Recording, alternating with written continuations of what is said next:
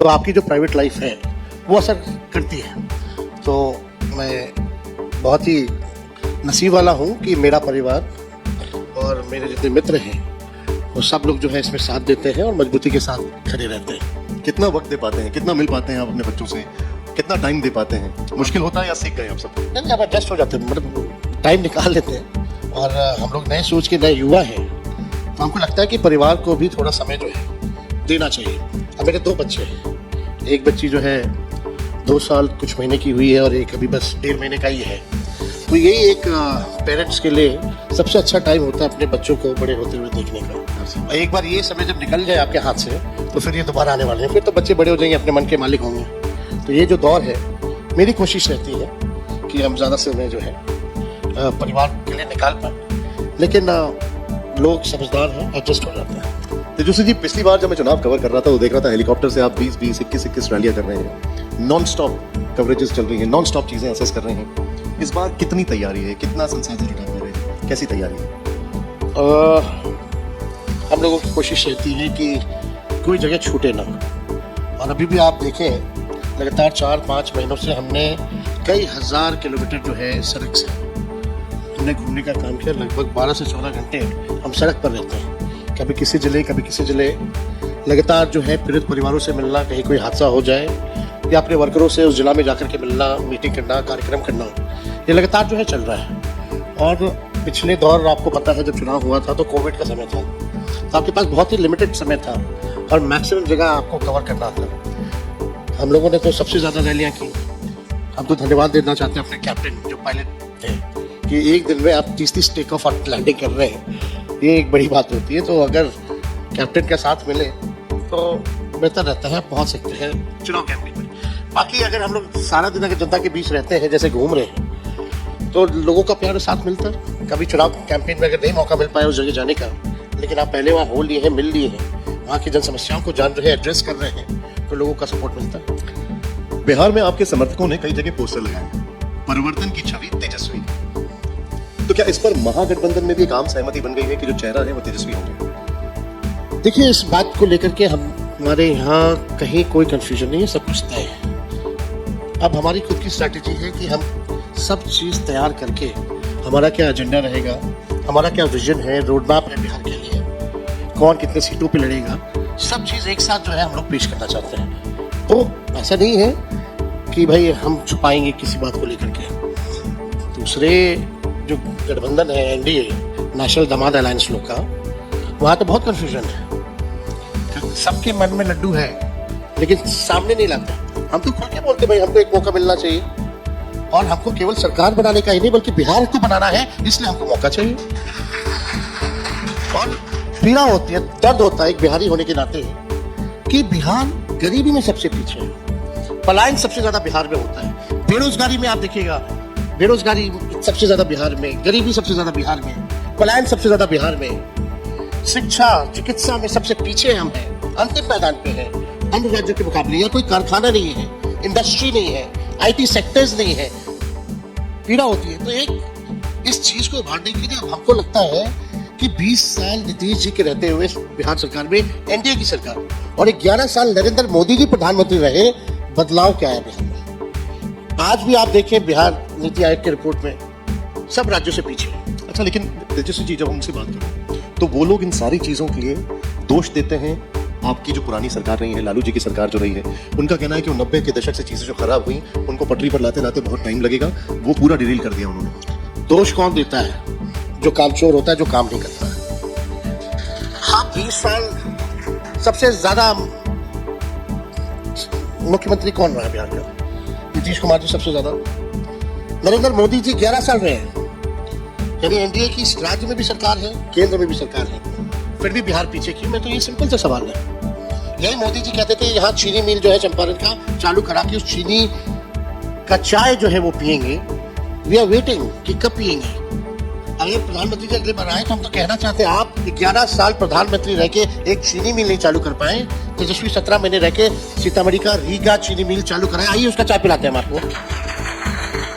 जब 20 साल से ये सरकार थी, उनको यही नहीं पता था कि बिहार में आईटी पॉलिसी भी बनानी चाहिए, स्पोर्ट्स पॉलिसी भी बनानी चाहिए, टूरिज्म पॉलिसी भी बनानी चाहिए, कुछ नहीं पता था। ये तो हमारे 17 महीने में हम लोगों ने काम किया। 20 साल से सरकार को, नीतीश जी को, उनकी भूंजा पार्टी के लोगों को ये नहीं पता था कि शिक्षकों का रिक्त जो है पद जो है वो रिक्त है, उसको भरा जाए। हमने 5 लाख नौकरी दिया, 3 लाख नौकरी प्रक्रियाधीन कराई, 4.5 लाख नियोजित शिक्षकों को राजकीय कर्मी का दर्जा दिया गया। 50,000 करोड़ का निवेश हम लोग लेकर के आए, इन्वेस्टर मीट कराया। आपने कभी भी देखा नीतीश जी 20 साल में कहीं गए हो किसी के पास, देश में या विदेश में बाहर कि निवेश लाया जाए? कोई प्रयास ही नहीं है, कोई विजन ही नहीं है ना, कोई रोड मैप नहीं है। आपने जो बात कही, यही बात हमने आज प्रशांत किशोर जी के सामने रखी। तो उनका ये कहना था कि तेजस्वी जी अगर ये कहते हैं कि 5 लाख नौकरियां दी गई, तो उसका प्रूफ क्या है, वो नाम कहाँ पे है, उसका एविडेंस कहाँ पर है, वो सार्वजनिक क्यों नहीं कर देते? आरटीआई मंगा लो। गांधी मैदान गवा था, जहां पॉलिटिकल रैली होती है, सामने, ठीक सामने जहां रैलियां होती थी पॉलिटिकल, वहां हमने नौकरी का मेला निकाला। और मेरा ही देखा देखी प्रधानमंत्री जी भी नियुक्ति पत्र बांटने लगे। आज कम से कम चलो क्रेडिट जिसको लेना हो लो, लेकिन तेजस्वी ने एक काम तो किया कि जहां भी चुनाव होता है या कोई भी राज्य सरकार हो या केंद्र सरकार हो, आज नौकरी की बात कर रहा है। अब यही चीज जब हमने उनसे काउंटर पूछा तो उनका ये कहना था कि तेजस्वी जी 5 लाख की बात करते हैं, नीतीश जी 10 लाख की बात करते हैं, टोटल सरकारी नौकरियां 24 लाख की। 24 लाख जो हमने किया है वो हम कह रहे हैं। नीतीश जी को तो पता ही नहीं क्या कह देते हैं, कब किसको क्या कह देते हैं, कुछ पता ही नहीं है उनको। अब देखिए उम्र का पड़ाव है, हम छोटे हैं, इस पे हमको टिप्पा टिप्पणी ठीक नहीं लगता। जो लोग सवाल उठा रहे वही लोग करते रहे, उन लोगों को शोभा लगता है और लोग सोचते हैं कि उनका अधिकार है। लेकिन नीतीश कुमार जी 20 साल रह करके थक चुके हैं। नहीं, लेकिन देखिए आप, और एक उम्र का असर होता है इस पे, कोई टिप्पा आप बहुत ग्रेसफुली जो कह रहे हैं, लेकिन मैं आपसे जानना चाहूंगा कि आपको लगता है नीतीश जी अस्वस्थ हैं? उम्र का असर तो दिख रहा है। आप लोग अगर आकलन करें तो ज्यादा बेहतर होगा। हम तो अपोजिशन में कुछ भी कहेंगे, आप बोलेगा अपोजिशन में क्या रहा। आप जनता से पूछ लीजिए बिहार की चीजें क्या समझती है। हमसे तो मुलाकात नहीं हो पाई, लेकिन आप ज्यादा मुलाकात करते हैं। नहीं, मुलाकात करने का यही तो फर्क है ना, क्यों नहीं मुलाकात होती है? सदन में आपसे तो मिलते होंगे? अभी कहाँ मुलाकात होती है, आते हैं सामने बैठे रहते हैं, मेरे भाषण के समय तो गायब रहते हैं। आप उठा के देख लीजिए, बजट सत्र था, जब भी मेरा भाषण हुआ है वो आई नहीं, मेरा भाषण जैसे खत्म हुआ वैसे आ जाते थे। तो क्या आप ये कहना चाहते हैं? देखिए इज बीन हाईजैक्ड, और असर जो है वो भूलने की, और वो उनका दिमाग जो है 2005 तक जो है फिक्स हो रखा है। एक ही बात हर जगह कहते हैं कि 2005 से पहले कुछ था जी, महिला कपड़ा पहनती थी 2005 से पहले। 2005 के बारे में, अपना 20 साल के बारे में कुछ नहीं बता पाएंगे। ये आप जो बाहर रहे, आप एक बात भी है, अगर नीतीश कुमार जी अपने दोनों डिप्टी सीएम का नाम भी बता दे रैंडमली, अगर आप पूछिएगा तो नहीं बता पाएंगे। कैबिनेट की तो दूर की बात है। ये कब से आपने देखा उनके अंदर? ये अभी कुछ दिन पहले से है या? तो अब तो हम ही नहीं देख रहे, सारा देश देख रहा है। नहीं, लेकिन 1.5 साल पहले तक तो वो आप ही के साथ थे, मैं इसलिए सर मीडिया से इंटरेक्ट करते थे। तो क्या ये एकदम से ट्रांजिशन आया? अब तो मीडिया से भी इंटरेक्ट नहीं करते थे। आप देखिएगा, हम थे तो हमको ही ना कहते थे कि अब तो तुम्ही को ना देखना है, अब तो तुम्ही को आगे बढ़ा रहे हैं। मतलब बाइट भी दिया करते थे नीतीश जी कहीं भी कोई कार्यक्रम में, अब तो मीडिया से इतनी दूरी बना दी। तो आपके अनुसार अब नीतीश के बाद कौन? आपके अनुसार नीतीश के बाद कौन अब? हम बनेंगे। मैं बिहार की बात नहीं कर रहा हूँ, मैं पार्टी की बात कर रहा हूँ। मैं पार्टी की बात कर रहा हूँ, उनकी पार्टी की बात कर रहा हूँ। उनकी पार्टी अब रहेगी कहाँ जब नीतीश जी नहीं है, तो पार्टी कहाँ से रहेगी? पार्टी की स्थिति देख लीजिए, आप समझ जाइए। जो उनके वर्किंग प्रेसिडेंट जो है संजय झा जी, वो अरुण जी जेटली जी के साथ थे, वो उनके कोटा से आए थे जदयू में। आप जिनका नाम ले रहे थे वो अमित शाह जी के कोटे से आए थे पार्टी में, राष्ट्रीय उपाध्यक्ष बने। और इससे पहले जो इंटरव्यू दे रहे थे यहाँ के मंत्री जी बैकडोर वाले, उनके दामाद जो आरएसएस कोटा से आए हैं अभी आयोग में। तो जब अमित शाह जी का कोटा चल रहा है उस पार्टी में, जब अरुण जेटली जी का कोटा चलता है, जब आरएसएस का कोटा चलता है, तो जदयू तो एक केवल बीजेपी का प्रकोष्ठ बनकर के रह गया। मैंने उनसे यही सवाल पूछा, अशोक जी से यहाँ पर आए हुए थे, कि तेजस्वी जी सवाल पूछते हैं और जेडीयू रहेगी या नहीं रहेगी, तो उनका ये कहना है कि तेजस्वी जी मुंगेरी लाल के हसीन सपने देखते हैं। अच्छी बात है, हसीन ही देखता है ना, उनको लगता है भूतहा सपना आता होगा। लेकिन आपने तेजस्वी जी आपने एक बात की, मैं उसके ऊपर वापस रिविजिट करना चाहूंगा। आपने कहा हाईजैक कर लिया है, किसको हाईजैक कर लिया और किसने हाईजैक किया? मुख्यमंत्री जी को हाईजैक कर लिया गया है। कई डीके टैक्स वाले जो लोग हैं, रिटायर्ड अधिकारी जो हैं, ईडी के केसेस में फंसे हुए हैं कई IAS IPS बिहार के। जांच जो है चल रही है और कमान जो है ईडी तो जो अमित शाह जी कहेंगे वही करेगा। तो उनके इशारे पे सब कुछ हो रहा है, कंट्रोल्ड किए हुए। नीतीश जी का एक उम्र का पड़ाव है, भूलने की बीमारी है, तो इसका लोग दुरुपयोग उठा रहे। इसीलिए तो अमित शाह जी कहते हैं अब मजबूरी हो गई नीतीश जी, मतलब बोलना पड़ रहा ना, गलते बन रहा ना निगलते बन रहा है। अब अमित शाह जी ने कई पेपर के आर्टिकल में हमने पढ़ा कि उन्होंने कहा कि नीतीश जी केवल बिहार चुनाव तक ही नेतृत्व करेंगे, बिहार चुनाव के बाद कौन होगा मुख्यमंत्री ये समय बताएगा। ये तो स्पष्ट है, दिस इज क्लियर। यानी नीतीश जी अब ये तय है कि बिहार के वो मुख्यमंत्री बनने नहीं जा रहे। नहीं, लेकिन और भाजपा में सब नालायक भरा पड़ा है। भाजपा में नया है कौन? वही 20 साल से वही मंत्री या संतरी जो बनता रहा है, कभी अध्यक्ष बन जाता है, कभी डिप्टी सीएम बन जाता है। उनका क्या परफॉर्मेंस आज तक के बिहार में, क्या कंट्रीब्यूशन रहा है बिहार के निर्माण में? They don't have any face. सम्राट चौधरी जो है वो परिवारवादी वाले लोग हैं। हमारे पिताजी ने उनको मंत्री बनाया था, सबसे पहली बार MLA हमारी पार्टी ने बनाया था और आखिरी बार भी चुनाव जीते तो हमारी पार्टी से जीते। उसके बाद से कभी चुनाव नहीं लड़े। वो आपके लड़े ऊपर- तो हारे। वो आपके ऊपर परिवारवाद का आरोप लगाते हैं। नहीं है, केवल हम ही ना दिखते हैं। बोलने के लिए क्या है? बताओ कितना बेशक भी है भाई। उनके पिता कौन है? शकुनी चौधरी जी। वो ये कहते हैं सम्राट, वो जंगल राज की भी बात करते हैं, और जंगल राज में वो कहाँ थे? लालू जी के साथ ना बैठते थे वो, उनके पिता। तो उनका कंट्रीब्यूशन है क्या? वो डील कराते होंगे। वो ये कहते हैं कि आपकी फैमिली में 2 सिस्टर्स, 2 ब्रदर्स, दोनों पॉलिटिकल एम्बिशन रखते हैं, दोनों पॉलिटिकल पार्टी से साथ जुड़े हुए हैं। उनके भाई नहीं रखते हैं क्या? सम्राट चौधरी जी के भाई पता है कौन पार्टी में? जदयू में। और वो अपने है भाजपा में, और पिताजी रह लिए सब में। सम्राट चौधरी भी लगभग सभी पार्टी में रह लिए। तो उनके भाई भी रखते हैं। शायद उनकी माँ भी चुनाव लड़ी है, विधायक रही है। 2 लोगों की बात मतलब आप बताइए ना, हम तो खुल के कह रहे हैं तो जनता ने हमको चुना है, बनाया है।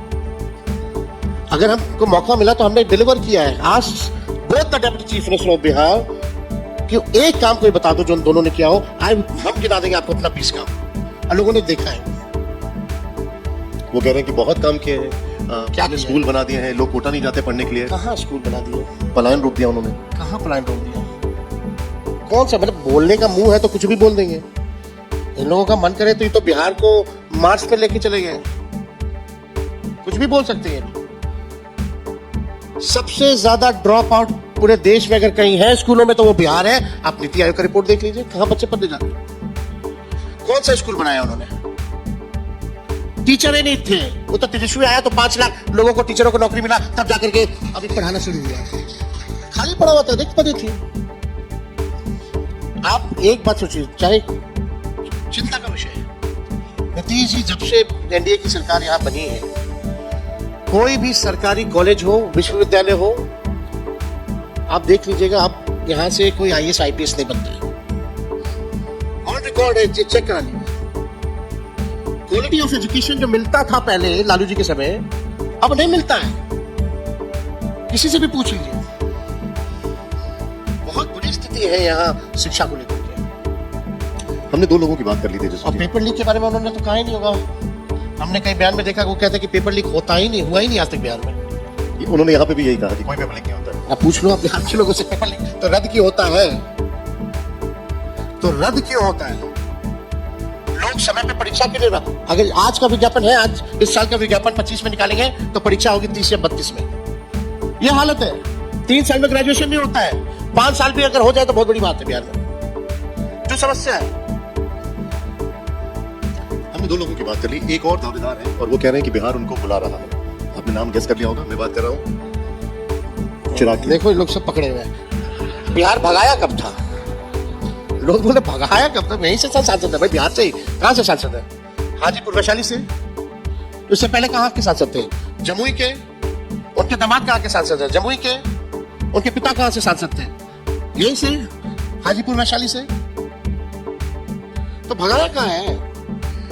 हम तो जब भी वो मिलते हैं सबसे पहला सलाह हम उनको देते हैं, देखो हम उम्र में आपसे छोटे हैं, मेरे 2 बच्चे हो गए, अब आप शादी कर लीजिए। और चिराग जी देखिए, ज्यादा हम टिप्पा टिप्पणी नहीं करते हैं उनपे। हम लोगों का पारिवारिक संबंध रामविलास पासवान जी से बहुत बेहतर रहा है। लेकिन एक छोटे भाई होने के नाते एक और उनको सलाह देते हैं, अगर आपकी इच्छा है मुख्यमंत्री बनने की तो खुल के से तेजस्वी रख रहा है। आप बताओ आपका क्या विजन है, कब तक आप ऐसे चलते रहिएगा। और चिराग पासवान जी 10 साल इससे पहले सांसद रहे जमुई से, दिल्ली कितना रहा, जमुई में कितना रहे वो बता दीजिए।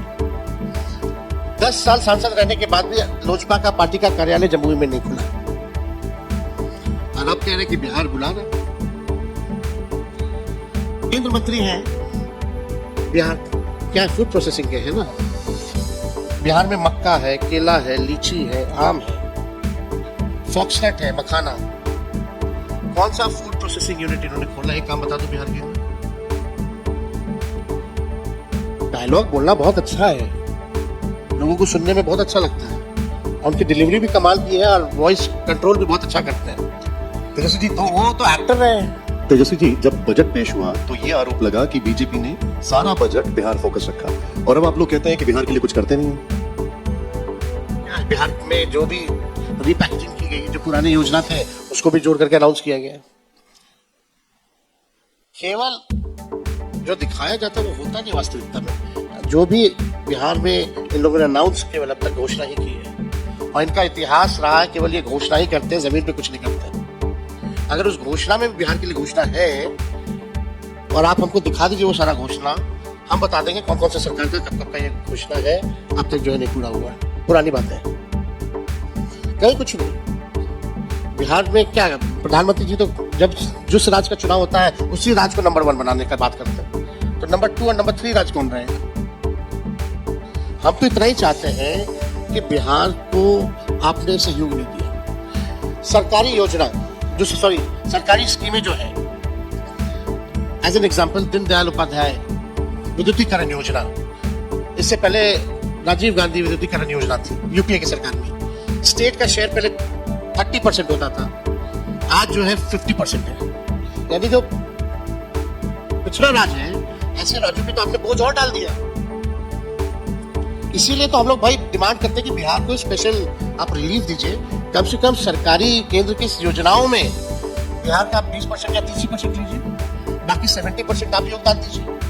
कहाँ कर रहे हैं ये लोग? कुछ नहीं कर रहे। हम जब बात और अमित शाह जी अभी आए, अभी कह रहे थे कि अब हम लोग बिहार में बाढ़ का नियंत्रण का काम शुरू करेंगे। तो 11 साल से अब 20 साल से केंद्र में राज्य में अब तक बिहार में बाढ़ आमंत्रण का काम कर रहे थे क्या ये लोग? अब जागे हैं कि भाई 73% टेरिटरी जो है बिहार के फ्लड में प्रभावित रहता है। यहाँ पर प्रशांत किशोर आए थे, और जब हम पॉलिटिकल एनालिसिस की बात कर रहे थे तो उनसे बड़े सारे सवाल पूछे हमने। उनका ये कहना है कि जो चुनावी नतीजे आएंगे उनमें आरजेडी की जो परफॉर्मेंस होगी वो 2020 से ज्यादा खराब होगी, कम नंबर्स आएंगे, और जेडीयू तो बहुत ही नीचे आएगी, 25 से कम। और अगर ऐसा नहीं हुआ तो वो राजनीति छोड़ देंगे। सब लोग बोलता है, नया नया लोग आता है तो सब यही बोलता है कि अगर हम नहीं करेंगे तो छोड़ देंगे। हम कभी नहीं बोले कि छोड़ेंगे, और हमने काम किया। जो करने वाला होता है ढिढोरा नहीं पीटता, डायलॉगबाजी नहीं करता, अपने काम में ध्यान देता। वो कहते हैं कि उनका एनालिसिस गलत दिया तो उन्हें 14 मुख्यमंत्री भाई पंडित हैं तो भविष्यवाणी करने का उन्हीं को अधिकार है। अच्छा, मुझे एक बात बताइए, आपको वो बार बार हर रैली में इस मंच पर भी उन्होंने 9th फेल कहा, आपको बुरा नहीं लगता है? फेल कहते हैं, हम पास थे बल्कि, और I was a very good student, पढ़ाई में हम बहुत बढ़िया थे। लेकिन मेरा सचिन तेंदुलकर जी को देख करके एक पागलपन, एक जुनून आ गया कि हमको भी सचिन जैसा बनना है और देश को रिप्रेजेंट करना है। उसके बाद से मन ही नहीं लगा पढ़ाई में। But I was honest guy. मेरे माता पिता दोनों मुख्यमंत्री रह चुके हैं। डिग्री बनवाना होता तो हम भी अमित शाह जी जैसा दिखा देते प्रधानमंत्री जी का, जैसे उन्होंने दिखाया था। लेकिन बात समझिए ना, बहुत लोगों की डिग्री के बारे में हम यहाँ भांडाफोड़ नहीं करना चाहते, चाहे सम्राट चौधरी हो या चिराग पासवान जी हो या कोई हो। हम किसी पे हम टिप्पा टिप्पणी उंगली नहीं उठा रहे। केवल डिग्री का नॉलेज ही होना, डिग्री पा करके आपको सब नॉलेज आ जाए, ऐसा नहीं है। बहुत बड़े बड़े साइंटिस्ट से लेकर के बहुत बड़े विद्वान भी स्कूल की शिक्षा जो है या कॉलेज की शिक्षा नहीं प्राप्त जो देश 15 साल से 11 साल हो गया चलाते चलाते। यही प्रशांत किशोर जी आज तक उनकी डिग्री के बारे में सवाल क्यों करा करते? अब तो बहुत छोटी सी चीज है उनके सामने। और यही 9वीं पास ने अगर 5 लाख लोगों को नौकरी दी, आईटी पॉलिसी बनाई, स्पोर्ट्स पॉलिसी बनाई, टूरिज्म पॉलिसी बनाई, इन्वेस्टर मीट हमने करा करके 50,000 करोड़ का दिया, लोगों का मानदेय हम लोगों ने बढ़ाया, नियोजित शिक्षकों को हम लोगों ने राजकीय कर्मी का दर्जा बनाया। तो काम तो हमने किया जो आज तक बिहार में नहीं हुआ। आरक्षण 65% बढ़ाया, जाति आधारित गणना हमने कराया। आज क्या कारण है कि इतने बड़े बड़े विद्वान पंडितों को भी 9वीं पास के बारे में कहना पड़ रहा है? वो यहाँ पर थे तेजस्वी जी, वो जब यहाँ पर थे तो एक चैलेंज देकर गए। उन्होंने कहा कि मैं एक चैलेंज दे रहा हूँ कि तेजस्वी जी 10th पास करके दिखाएं, और अगर उन्होंने कर लिया तो वो जन स्वराज पार्टी खत्म कर देंगे, वो छोड़ देंगे इसको। कौन सा डील है भाई? हम इन लोग इसी में उलझ के रह जाए। मेरे काम के बारे में आज तक बोले? वो आएंगे तो हम उनको पढ़ा देंगे कैसे काम होता है, सरकार कैसे चलाई जाती है, कैसे डेवलपमेंट किया जाता है, कैसे विकास किया जाता है। अरे पूरा दुनिया घूम करके बैठे हैं। अब तो उनसे ज्यादा ना एक्सपीरियंस है हमको राजनीति का। एक बार चुनाव हारे हैं, क्या उनके बारे में क्या टिप्पणी? जब तक नहीं बोलेंगे तब तक लाइमलाइट मिलेगा कहाँ? बिहार की अगर राजनीति करनी है और आप लालू जी और तेजस्वी को गाली नहीं दोगे तो कोई पहचान में नहीं करेगा। तो हम लोग देखिए इन सब में रहते नहीं हैं। अपना काम जो है, अपना जो गोल जो हम बना करके रखे हैं, I have been just focusing that. ये देखिए, आपने जिक्र किया, पॉलिसीज बनाई आपने नौकरियां दी। मैं आपको एक, और ये मेरा इस इशू पर लास्ट सवाल है, इस इशू पर हमने बहुत ज्यादा उनको डिग इन किया, प्रशांत किशोर को, और ये जानने की कोशिश किया बार बार इसी चीज को एम्फसाइज क्यों करते, क्या रीजन है आपका? एक बात जो उन्होंने की, आई रिपीट, ये मेरा इस इशू पे लास्ट सवाल है। उन्होंने कहा कि मैं बिहार के गांव में गया, एक महिला से मिला, वो महिला 8वीं पास होकर आई, जब शादी की तो पति ने उसको 10वीं कराई, फिर जब बच्चे हो गए तो उसने अपना बीए खत्म किया, और फिर वो क्रॉस रेफरेंस लेकर आते हैं कि एक महिला बिहार की जो शादी होकर आई है वो इतनी पढ़ाई कर सकती है, तो तेजस्वी जी अपनी पढ़ाई पूरी क्यों नहीं करते हैं? उनका एजुकेशन के प्रति कोई कमिटमेंट नहीं है, वो बिहार को क्या विजन देंगे? हम ही तो दे रहे बिहार को, और कौन दे रहा है? तेजस्वी ने कहा पेंशन बढ़ाएंगे तो सरकार घोषणा करती है पेंशन बढ़ाएंगे। तेजस्वी ने कहा नौकरी तो वो कहते हैं नौकरी। और अभी एक और युवा आयोग का हम बोले तो अभी घोषणा कर दिया युवा आयोग का। तेजस्वी आगे आगे, इनकी पूरी महारत, भाजपा और एनडीए सरकार पीछे पीछे, कौन दे रहा है? और आप देख लीजिए इस मंच पे हम बैठे हैं, माई बहन मान योजना जो हम लगातार प्रचार कर रहे हैं, देखिए ये सरकार वो भी करेगी नकलची। तो कुछ नया तो नहीं कर रही, जो तेजस्वी कह रहा है वही करना पड़ रहा है। देखिए, आप जो बता रहे हैं, प्लीज एक बात समझ जाइए, बहुत लोगों का हम नाम नहीं लेना चाहते, चाहे पेरियार हो या कोई हो, उनकी क्या क्वालिफिकेशन थी, लेकिन लोग मानते हैं ना, हम किसी को अपने से तुलना नहीं कर रहे। I have confidence in my self. तभी भी कोई सर्वे अगर होता है तो सबसे पसंदीदा चेहरे के रूप में कोई भी एजेंसी अगर हमको दिखा रही तो कुछ तो हमने किया है। और हम 13-14 करोड़ की ओपिनियन को मानेंगे कि एक व्यक्ति के ओपिनियन को मानेंगे? We are living in a democracy. आप एजुकेशन की बात करते हैं, आप एम्प्लॉयमेंट की बात करते हैं, प्रशांत किशोर जी को हम भी चैलेंज देते हैं, एक ओवर का मैच खिला दो। चैलेंज क्या है? क्रिकेट बैटिंग बॉलिंग, एक ओवर तो हम खेले, एक ओवर हम खेलते हैं, देखते हैं कौन कितना छक्का मारता है, कौन कितना विकेट लेता है। लेकिन वो कहेंगे कि हम क्रिकेट खेलने थोड़ी आएंगे। तो मतलब स्पोर्ट्स का आजकल लाइफ पता पहले होता था जमाना, पढ़ो लिखो ये तो बनोगे नवाब, खेलोगे कूदोगे तो बनोगे खराब। आजकल उल्टा है, डिग्री वालों के पास नौकरी नहीं है, लेकिन खेलने वालों के पास देखो स्थिति बदल गई। लेकिन देखिए, अब आपने जिक्र किया तो मैं एक आपसे, ये मेरी टिप्पणी नहीं है, मैं विद ड्यू रिस्पेक्ट आपसे पूछ रहा हूँ। मैं, प्रशांत किशोर ने यहाँ पर बोला कि तेजस्वी जी कोई बहुत बड़े क्रिकेटर नहीं थे, वो बेसिकली वाटरमैन थे, तौलिया और पानी लेकर जाते। अच्छी बात है, कौन नहीं हुआ है वाटरमैन? एक क्रिकेटर बता दो जो पानी ले जाकर के मैदान में और टॉवल ले जाके ना दिया, जिसको स्पोर्ट्स के बारे में जानकारी नहीं, उससे हम क्या बहस करें? बड़े बड़े खिलाड़ी सबको करना पड़ता है। अंडर 15, अंडर 17 तो अरुण जाए थोड़ा डीडीसी घूम ले, थोड़ा स्कोर कार्ड ले आए। विराट मेरे साथ खेला, मेरे कैप्टनसी में खेला। 25 साल बाद हम लोग विजय हजारे, विजय मर्चेंट ट्रॉफी हमने दिल्ली को जितवाया, सेमीफाइनल में man of the match, final में मैन ऑफ द मैच हम थे। ये तो आप ठीक कर रहे हैं, सौरव गांगुली तक भी पानी लेके, एनसीए सब लेके जाते हैं, ऐसा सचिन तेंदुलकर भी लेके। Absolutely, every sport person has to do. आप जो अभी तक बात कर रहे हैं उसमें एक विजन दिख रहा है, उसमें ये दिख रहा है कि आप मुद्दों पर ज्यादा फोकस करिए। आप एक विजन स्टेटमेंट में आप नौकरियों की बात कर रहे हैं, आप एजुकेशन की बात कर रहे हैं, आप पलायन रोकने की बात कर रहे हैं। जब आप रैली करते हैं तो आपके कार्यकर्ता जाते हैं और जगह जगह कलम बांटते हैं। चिराग पासवान ये कहते हैं कि अभी जो कलम बांट रहे हैं उसी कलम से तुम्हारी जमीनें लिखवा लेंगे बाद में आने पर। अब हनुमान है, अभी टीटीएम करना है, ले आओ एक आदमी को जिसका जमीन हम लिखवाएं, 5 लाख नौकरी दी है तो फिर बात करें। बोलने के लिए मुंह है, कुछ भी बोलना है, जमीनें लिखवा लेंगे। अब तक ऐसा होता तो बिहार बचता।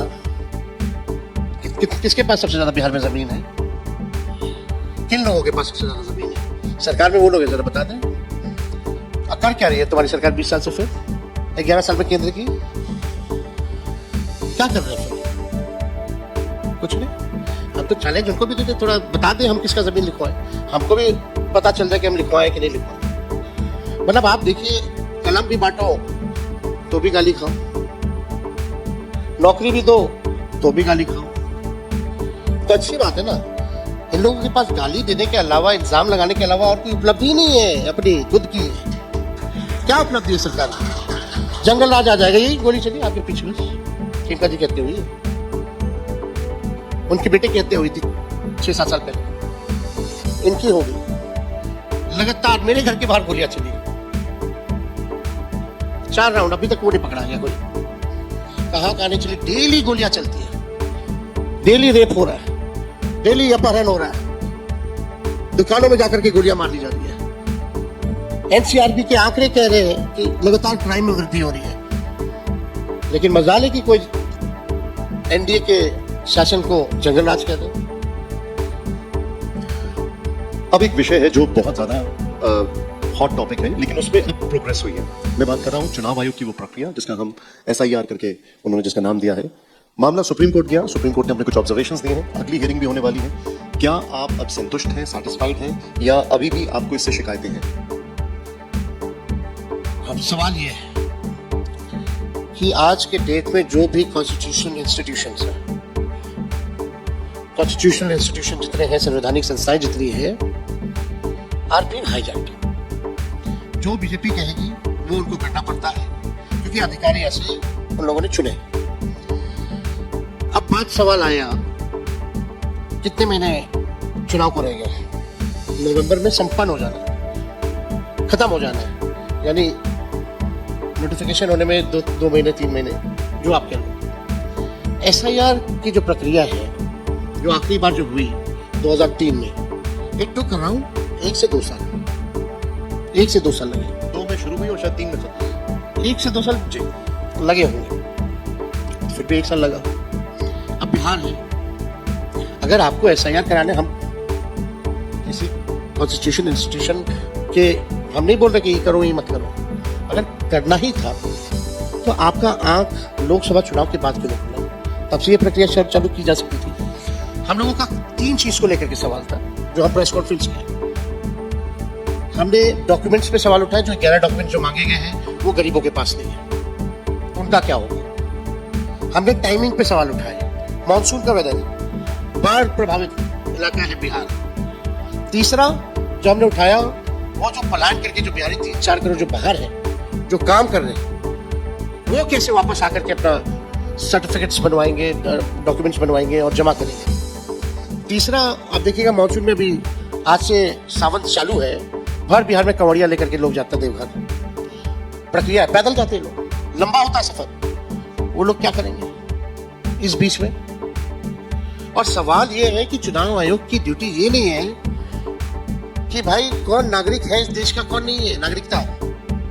अगर आपको लगता है कि तेजस्वी यादव इतने साल से वोट दे रहा है, अगर हम बिहार देश के नागरिक नहीं है, तो आप प्रूफ कीजिए ना कि हम नागरिक नहीं है, आप पेश कीजिए डॉक्यूमेंट कि हम नागरिक नहीं है। और ये काम इलेक्शन कमीशन का नहीं है, ये काम होम मिनिस्ट्री का है। और SIR के बाद से तो लगातार बिहार में 5 से नीतीश कुमार जी की सरकार बनती आई है। केंद्र में आप देखिएगा 11 साल से मोदी जी की सरकार है। अगर कोई फर्जी नाम जुटा है, अगर डॉक्यूमेंट सरकारी बनाए गए हैं, तो इसका जिम्मेदार तो एनडीए वाले लोग हैं। और आप कह रहे हैं कि 2 महीना में 8 करोड़ लोगों का फिर से आप जो है नया वोटर लिस्ट बना देंगे, दैट इज इम्पॉसिबल। तो सवाल ये है, हम लोगों ने उठाया, कल हमने लाइव पूरा जो है आर्ग्यूमेंट भी देखा, उधर से शायद द्विवेदी जी थे, इधर से और भी कपिल सिब्बल, अभिषेक मनु सिंघवी और सब लोग थे, अपनी बात को रखा। हम लोगों ने मजबूती से पॉइंट टू पॉइंट इस बात को रखा और हम धन्यवाद देना चाहते हैं सुप्रीम कोर्ट को कि हमने जो दलीलें दी, चुनाव आयोग के पास जब जज साहब पूछ रहे थे तो कोई जवाब नहीं था, केवल ये था कि हम संवैधानिक संस्था है हजूर, हमको काम करने दीजिए, हम कर लेंगे। कैसे करोगे, यही सवाल सुप्रीम कोर्ट ने पूछा और राय भी दिया कि आधार को लेकर के, आधार भी बनता है तो उन्हीं डॉक्यूमेंट से बनता है ना, आधार किस कौन से डॉक्यूमेंट से बनता है, और इशू कौन करता है आधार को, सरकारी करती है। तो आधार कार्ड हो, राशन कार्ड हो, इसको इंक्लूड करो, ये सलाह दी है इलेक्शन कमीशन को, लेकिन इसके पास इलेक्शन कमीशन के पास कोई जवाब नहीं। और हम पहली बार ऐसा देखे, पहली बार इतना गंभीर मामला है, किसी एक वोटर का अगर राइट छिन जाए तो ये अपराध है। यानी अगर आप वोटर लिस्ट में नहीं है तो आप इस देश के नागरिक नहीं है। तो इसके बाद जब देश के नागरिक ही नहीं है तो उनके साथ आगे और कठिनाइयां होंगी, उसको राशन नहीं मिलेगा, उस गरीब को पेंशन नहीं मिलेगा, कितना बड़ा समस्या है। और लेकिन अभी जो एक स्कीम लॉन्च की है उसमें आधार कार्ड को माना जा रहा है होना जरूरी है। जो आप एक स्कीम अभी लॉन्च की है परसों, उसमें आधार कार्ड मैंडेटरी है। मेरा सवाल ये है कि 28 तारीख को इसकी हियरिंग है, क्या ये माना जाए कि 28 तारीख को जो भी फैसला आएगा वो आप उसको मानेंगे, the dust will be settled? देखिए सुप्रीम कोर्ट जब उससे बड़ा कोई बॉडी, उसने आदेश जो दिया उसको तो सबको मानना है। और हम लोग तो इलेक्शन कमीशन हम गए यहाँ, हमारा डेलीगेशन गया है वहाँ, तो हमने तो यही बोला हजूर आप लोगों ने अचानक से अनाउंस कर दिया विदाउट कंसल्टिंग एनी पार्टी, आप लूट में लेते, हम लोगों से भी सहयोग मांगते, हम लोगों का भी राय होता, क्या प्रैक्टिकल है वो चीजें भी होती, डिस्कस होता, आप काम शुरू करते। और हम तो आपके ही सहयोग के लिए आए हैं। इलेक्शन कमीशन में हमने यही मांग की थी कि आप आधार जोड़िए, आप राशन जोड़िए, आप जॉब कार्ड जोड़िए, आप मनरेगा कार्ड जोड़िए, इससे तो और आपके काम में तेजी होगी क्योंकि ये डॉक्यूमेंट जो है गरीबों के पास अवेलेबल है, तुरंत दे देंगे। और हमने कोई आपत्ति थोड़ी जताई है, लेकिन टाइमिंग पे ये सवाल खड़ा होता है ठीक 2 महीने पहले चुनाव के, आप इतना बड़ा प्रोसेस जो है, प्रोसीजर और काम जो है कर रहे हैं जो 2003 के बाद से अब तक हुआ ही नहीं, और आप केवल बिहार में कर रहे हैं और देश के किसी राज्य में क्यों नहीं कर रहे हैं? ये सवाल तो पूरे देश में सब हर एक राज्यों में खड़ा होता है। हम सभी लोग अब देखेंगे 28 को क्या होता है, लेकिन और आप लोगों के भी कई न्यूज रिपोर्टर जो ग्राउंड में रिपोर्ट करते हैं, गरीबों से पूछा गया तो वो भी यही कह रहे हैं हमारे पास राशन कार्ड है, हमारे पास आधार कार्ड। कंफ्यूजन है, कंफ्यूजन तो इलेक्शन कमीशन खुद है अपने गाइडलाइन में, अब तो मौखिक आदेश चल रहा है। 28 पर हम सबकी नजर है 28 तारीख को क्या होता है। तेजस्वी, एक ये जो विवाद है ये आपके परिवार तक पहुंच चुका है। गिरिराज सिंह जी कह रहे हैं कि तेजस्वी यादव जी की जो पत्नी है वो किस आधार पर बिहार की वोटर बनी है, उसकी जांच हो। जिस आधार पर सुशील कुमार मोदी जी की धर्मपत्नी बनी है उसी आधार पर मेरी भी पत्नी वोटर बनी। सुशील मोदी जी की जो धर्मपत्नी है वो भी क्रिश्चियन कम्युनिटी से है, उनका सवाल कम्युनिटी पे है ना। मैं कम्युनिटी का सवाल पूछ लेता हूँ, और ये एक बड़ा निजी सवाल है, अगर आपकी अनुमति हो इसलिए मैं इसको पूछूंगा। ये चुनावी मुद्दा बनाया जा रहा है, आपकी पत्नी के नाम से ये जुड़ा हुआ है, आपने अपनी पत्नी का नाम क्यों बदला, ये मुद्दा बनाया जा रहा है। उन्होंने अपने चॉइस से बदला, कोई दबाव थोड़ी है। अच्छा, इस मामले में उनको घसीट के लाने का क्या मतलब है? वोटर लिस्ट कैसे बना? आधार के आधार पे बना, आधार कार्ड था, यही तो हम बात बोले। 2 महीने पहले वो वोटर बनी है तो उनसे जो डॉक्यूमेंट मांगे गए वो आधार था, और आधार पे वोटर बनी है। और आपकी भी शादी होगी तो आपकी धर्मपत्नी आपके साथ रहेगी कि आप उनके साथ रहिएगा? तो जहां रहेगी वहीं की ना वोटर बनेगी भाई। उन्होंने अपना दिल्ली से नाम कटवाया वोटर लिस्ट से और यहाँ बनी। कुछ लोग काम करने जाते हैं, सबका राइट है, एक वोट आपको देने का अधिकार है। आप कहीं भी आप रहिएगा, परमानेंटली अगर रह रहे हैं तो आप वही ना दीजिएगा। मोस्टली तो परमानेंट एड्रेस तो वही हुआ ना मेरी बीवी का, जहाँ हम हैं। एब्सोल्युटली। अब एक और विवाद है तेजस्वी जी, और वो ये है कि चाहे वो प्रशांत किशोर हो या बीजेपी हो, वो कहती है कि बिहार में एक बात ही समझ में आता, जिसका कोई एमएलए नहीं है, जिसका कोई एमपी नहीं है, उसकी बातों को इतना आप लोग क्यों उछालते हो? ऐसी कितनी पार्टियां जिसके एमएलए एमपी है? मैं बीजेपी की बात कर रहा हूं। मतलब ऐसा क्या खूबी है उनमें जो और लोगों में नहीं है जिसके एमएलए एमपी है? ये हम जानना चाहते हैं। आपको सोचना चाहिए, आपके एक जमाने में स्ट्रैटेजिस्ट भी रह चुके हैं वो, हमारे नहीं, गलत फहमी में मत रहिएगा।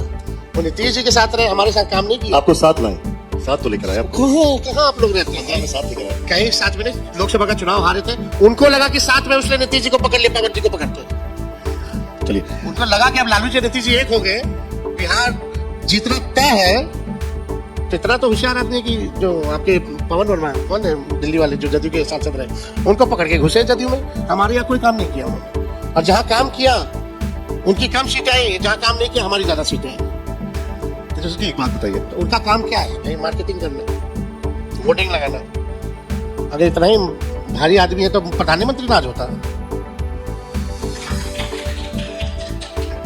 वो कह ऐसा गुनी आदमी रहे- खुद भी बोलते हैं मेरा बुद्धि है बहुत तेज। वो कह रहे हैं कि बुद्धि की खाते हैं, 3 साल से पदयात्रा कर रहे हैं, नब्ज मेरी पकड़ में है बिहार की। एकदम एकदम एकदम सब इलाज वही करेंगे। तो जैसे कि एक और चीज है वो ये है कि अक्सर हमने सुना ये कहते हुए, नीतीश जी का भी आपने जिक्र किया था, लालू जी कहते हैं कि नीतीश जी के लिए दरवाजे हमेशा खुले हैं। क्या 2025 में भी खुले हैं? ना, हम पापा को जानते हैं ना। जब पापा निकले बाहर, हर मीडिया वाला माइक लगा दे, आएंगे आएंगे, लीजिएगा लीजिएगा। एक दिन तबाह करके बोलते आएंगे तो ले लेंगे, जाओ अब पीछा छोड़ो मेरा। खत्म बात, ये हकीकत है। उन्होंने कई बार कहा दरवाजे खुले रहेंगे, कई बार था उन्होंने। कई बार नहीं कहा। देखिए, अब कोई मतलब तो है नहीं, अब तो चुनाव आ गया। अब नीतीश जी ना तो चुनाव लड़ेंगे, ना बिहार के मुख्यमंत्री रहेंगे, पार्टी उनका जदयू की प्रकोष्ठ बनी गई है, कुछ बचा क्या? नहीं, मतलब आप ये कह रहे हैं कि नीतीश जी चुनाव भी नहीं लड़ेंगे? कब लड़ते हैं? नहीं, तो मैं आपसे ये जानना चाहता हूँ कि क्या जेडीयू के सारे दरवाजे बंद हो चुके हैं? जदयू है ही नहीं ना, गठबंधन के लिए जदयू है ही नहीं है। देखिए, पोस्ट इलेक्शन या तो भाजपा में उनके कुछ लोग तो भाजपा ही है जो पार्टी चला रहे हैं, या तो भाजपा में जाएंगे, और जो सामाजिक न्याय धर्मनिरपेक्षता में जो विचारधारा कर मानने वाले लोग इधर आएंगे। यही सवाल है। और हमने एक बार बोला, भाई मीडिया वाले पूछते रहते निशांत आना चाहते हैं, आना चाहते हैं। अगर आना चाहते हो तो लाइए, पार्टी तो कम से कम बचेगी। लेकिन भूंजा पार्टी वाला लोग जो के इर्द गिर्द जो है, भाजपा के इशारे पे निशांत को आने नहीं देना चाहते आगे। क्या आप, मैं एक लाइन का आपसे सवाल पूछ रहा हूँ, क्या जेडीयू से अब कभी भी गठबंधन नहीं होगा? नहीं होगा, तय कर दिया आपने? सब लोगों ने, हमारे मालिकों ने तय कर दिया, तो हम भी तय कर दिए। अब एक नए विवाद पर मैं आता हूँ, और ये है भाषा विवाद। उद्धव ठाकरे और राज ठाकरे एक हो गए, और वो ये कह रहे हैं कि अगर महाराष्ट्र में रहना है तो मराठी बोलना है, मराठी सीखना होगा, और अगर नहीं बोल सकते तो फिर यहाँ से बाहर जाओ। अब देखिए, देश का राष्ट्रभाषा जो है हिंदी है, और भाषाओं पर हमको लगता है कि इन सब ऐसी नफरत वाली जो राजनीति है, इससे लोगों को बचना चाहिए, दूर रहने की जरूरत है। ये देश सबका देश है, कोई भी देश के लोग कहीं भी जा सकते हैं, आ सकते हैं। हमें पासपोर्ट की जरूरत नहीं है, फिर तो आप स्टेट वाइज पासपोर्ट भी इशू कर दीजिए। तो हमको लगता है कि और जब लोग नहीं जाएंगे, तो बिहार के लोग अगर नहीं गए, तो आप भी जान रहे हैं कि बंबई बंद हो जाएगा। ऐसे जो बढ़ता है बिल्डिंग बनना बंद हो जाएगा, लोगों के चूल्हे बंद हो जाएंगे। ये सच्चाई है। तो आपको लगता है कि पॉजिटिव पॉलिटिक्स करनी चाहिए, प्रोग्रेसिव पॉलिटिक्स करनी चाहिए, सबकी बात होनी चाहिए। राज ठाकरे अगर इंडिया गठबंधन में आना चाहेंगे तो आप साथ होंगे या खिलाफ होंगे? आप तो बिहार का ही देख रहे हैं, बिहार में तो कोई पार्टी ही नहीं उनकी। मैं इंडिया गठबंधन की बात कर रहा हूँ। इंडिया गठबंधन, हम तो I am not decision maker in India alliance nationally. आपका ओपिनियन लेना चाहता हूँ। हम कन्वीनर नहीं है। नहीं, लेकिन आपका ओपिनियन तो होगा इस पर, कोई बैठक होगी, कोई पक्ष तो रखिए। जब बात आएगी तय होगा, जब पूछा जाएगा तब देखा जाएगा। अभी अचानक से हम कुछ, आपने जो सवाल पूछा, ऐसा सवाल पूछा है जिसके बारे में हम अभी नहीं बोल सकते। तो जब समय आएगा, जब कुछ ऐसी बात आएगी, तो सोच समझ के अपने पार्टी में भी लोगों से विचार करके हम अपना पक्ष को रखेंगे अलायंस में। बिहार में कांग्रेस को लालू जी चलाते हैं, ये बीजेपी भी कहती है और प्रशांत किशोर भी कहते हैं। पता नहीं, इन लोगों को सब कुछ पता ही। सब पार्टी अपने हिसाब से चलती है। कांग्रेस अलग पार्टी है, राष्ट्रीय जनता दल अलग पार्टी है, एनडीए में भी अलग अलग पार्टी है। तो ऐसा तो है नहीं कि कोई किसी को चला दे। ये इसलिए बोला जा रहा है, और इसकी चर्चा अब ज्यादा इसलिए हो रही है क्योंकि उस ट्रक में जिसमें आप और राहुल जी थे, पप्पू जी और कन्हैया जी को नहीं चढ़ने दिया गया, और बीजेपी कहती है कि तेजस्वी जी को पसंद नहीं, इसलिए नहीं चढ़ने दिया गया। हम कब बोले हैं कौन हमको पसंद है कौन नहीं पसंद है? कभी भी एक शब्द भी किसी के बारे में हमने बोला तो बता दीजिए या हमको दिखा दीजिए। ये कौन कह रहा है कि हमको नापसंद है ये आदमी और ये पसंद है आदमी? ये तो आप ही लोग अपना सोच विचार करके कुछ टीआरपी के लिए चलाते रहते हैं। कभी भी हमको बोलते हुए है तो आप हमको दिखा दीजिए।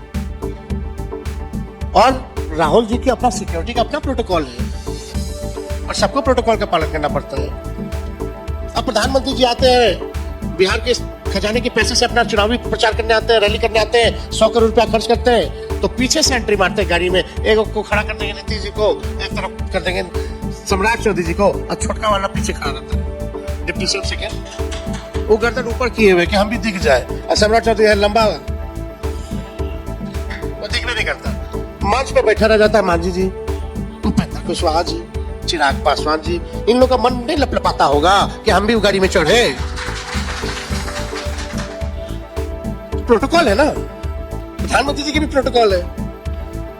तो सिक्योरिटी आप देखिएगा, वो तो है सिक्योरिटी उनके पास, केंद्र सरकार ने दी है राहुल जी को, उसका क्या प्रोटोकॉल है। मतलब आप ये कह रहे हैं कि कन्हैया कुमार से आपको कोई परेशानी नहीं? हमको किसी से क्या परेशानी होगी? पप्पू यादव से क्यों होगी हमको किसी से परेशानी? हमको किसी से कोई परेशानी नहीं है।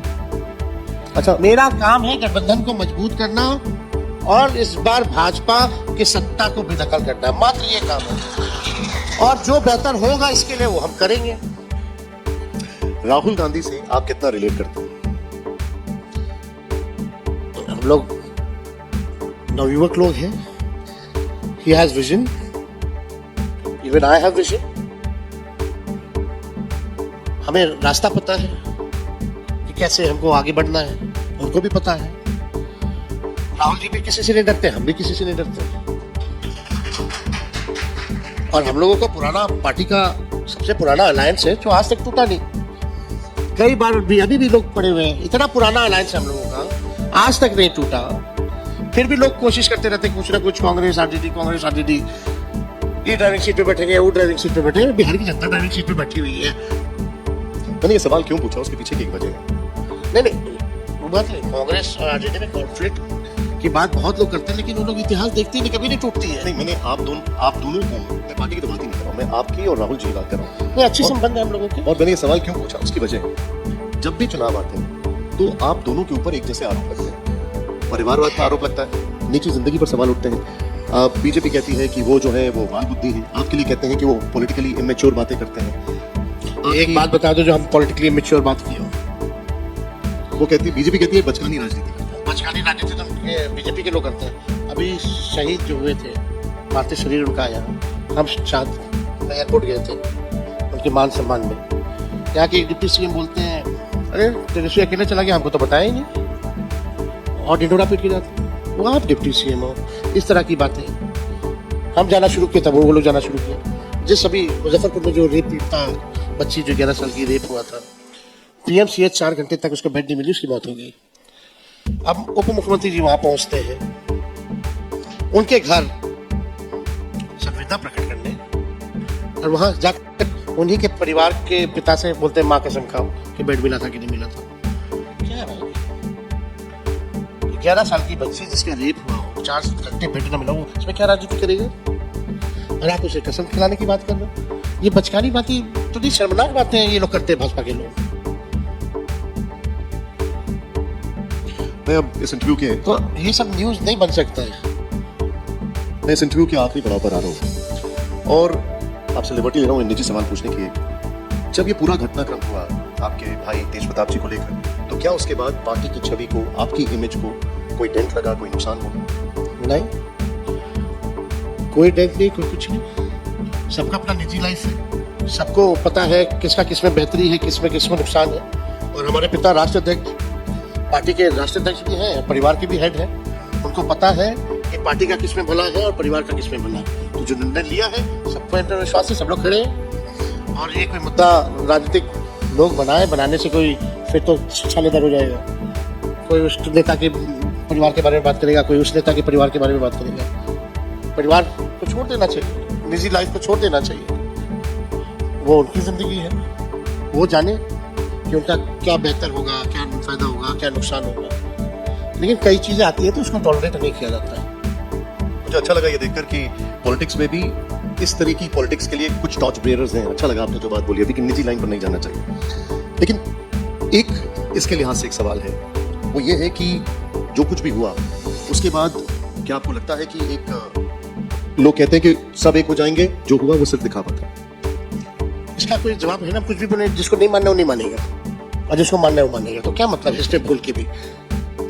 जिनको लगता है, जो प्री माइंडेड है, जिनको सोच लगता है, लेकिन ये है तो हम लोग जानते हैं।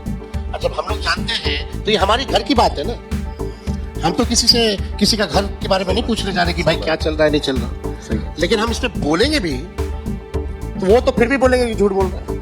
उनको हसनपुर से चुनाव लड़ना हमको चाहिए। उन लोगों से लेना ही देना नहीं है ना कुछ। हमारा काम है, हम अपना काम कर रहे हैं और हम 2 बार डेप्यूटी चीफ मिनिस्टर रहे, 5-5 मंत्रालयों को भी साथ साथ हमने संभाला है। एक बार 18 महीने रहे, एक बार 17 महीने रहे।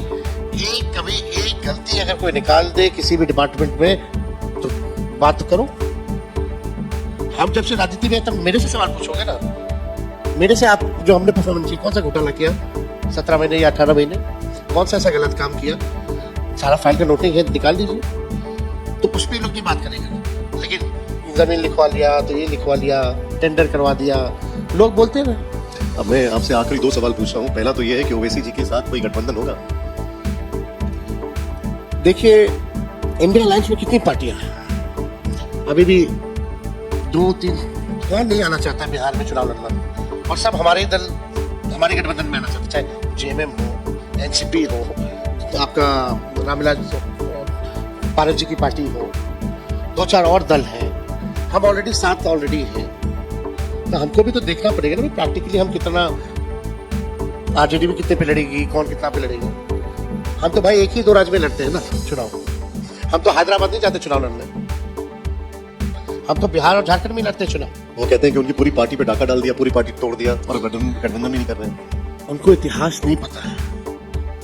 उनके जो प्रदेश अध्यक्ष हैं अतरुल साहब, वो हमारे पार्टी के ही एमएलए थे, और जब नीतीश जी जब हमारी पार्टी को तोड़ रहे थे तो उसी टाइम वो भाग गए। तो सबसे पहले कौन तोड़ रहा था मेरी पार्टी को? उन्होंने तोड़ने की कोशिश की, हमने केवल जोड़ा है। अच्छा बताओ हम कैसे तोड़ लेंगे? उनकी इच्छा हुई 4 एमएलए को आने की, हमने जोड़ लिया। मेरे पास देने के लिए क्या था, हम तो सरकार में थे, हम तो विपक्ष में थे, और उनको जोड़ने के बाद भी हम 8-7 एमएलए पीछे रहते, सरकार नहीं बना पाते। वो तो इसलिए एक विचारधारा को एक मजबूत करने ताकि डिवीजन ना हो, उसने हमने केवल जोड़ा है। हमारे पास क्या देने के लिए, ना मंत्री, सरकार भी बने तो उसमें से कोई मंत्री नहीं बना। आप ये बताओ। बिहार में हमने देखा एकाएक कुछ साधु संत बहुत एक्टिव हुए हैं। राम भद्राचार्य खासकर, वो कहते हैं कि जातियों में मत बंटना, हिंदू बनना। अब इसमें हम तो कहेंगे सब इंसान बनकर के रहे। हम जो रिस्पॉन्सिबिलिटी है, इंसानी है ना, सब तो मिल करके रहिए, भाईचारा बना करके रखिए, प्रोग्रेस साथ साथ कीजिए, एक दूसरे को तकलीफ में आप लोग मदद कीजिए, दुख बांटिए, सुख बांटिए, ऐसे होना चाहिए। पंडित धीरेन्द्र शास्त्री कहते हैं कि अगर बढ़ जाओगे तो गजवाए हिंद आएगा, एक साथ रहोगे तो भगवाए हिंद आएगा। और बिहार में कह रहे हो कितना अच्छा है इस देश की खूबसूरती, डाइवर्सिटी है। इस देश में मंदिर भी हो, मस्जिद भी हो, गुरुद्वारा भी हो, चर्च गिरजाघर भी हो, कितना अच्छा लगता है। कितना देशों में आप देखते हो, ये तो ये खूबसूरती है कि हमारे अनेकता में ही एकता है, अलग अलग भाषा। और वो कहते हैं कि खाली हिंदू राष्ट्र, हर जगह भगवान, हर जगह हिंदू राष्ट्र, हर जगह हो, वो ये कहते हैं। अच्छा ठीक है, तो शादी करके बढ़ाए हो। मैं आपसे एक आखिरी सवाल पूछूंगा, आंकड़े, नंबर्स, आप इस शो से उठने से पहले अपनी पार्टी को कुछ नंबर्स देना चाहेंगे कि आप इतनी सीटें जीत रहे हैं? हमको लगता है कि आरजेडी अकेले 100 सीट जीतेगी इस बार, अकेले। और कांग्रेस? कांग्रेस बाकी हम अपना बताएंगे ना। अच्छा, कांग्रेस को सीटें कितनी देंगे? हम 100 सीट जीत गए तो हम लोग समझे 150 सीट तो आराम से लोग जीतेंगे। कांग्रेस को कितनी सीटें देंगे? मीटिंग के बाद आपको बुला के बता दें। पहले हम भी जान ले, समझ ले, जब पता चल जाएगा तो हम छोड़ेंगे कहना, सबको ही बता लो। पिछली बार आरजेडी के नेता कह रहे थे कि कांग्रेस को ज्यादा सीटें देना कुछ गड़बड़ हो गई लगता है। कौन क्या कह रहा है नहीं कह रहा है, हम कभी सुनते नहीं ये सब। ठीक है, ठीक है। सबसे बात हो रही है, बात होगी, और सब लोग इस बार जीतना चाहते हैं। और इन बेईमानों को भगाना चाहते हैं, उस काम में हम लोग लगे हैं, सब कुछ अच्छे से हो जाएगा। तेजस्वी जी बहुत बहुत शुक्रिया, आपने समय निकाला और एक आप बैठे रहिए, एक फ्रेशनेस दिखी जो आप जो पॉइंट ऑफ व्यू रख रहे थे। मैं चाहूंगा एक बार जोरदार तालियां दिखे। Thank you so much sir. बड़ी बेबाकी से नेता प्रतिपक्ष तेजस्वी यादव जी ने सारे सवालों के जवाब दिए। मैं चाहूंगा तेजस्वी जी थोड़ी देर और आप मंच पर रहें। और Thank you so much for watching this video. Don't forget to like, comment, share, and subscribe.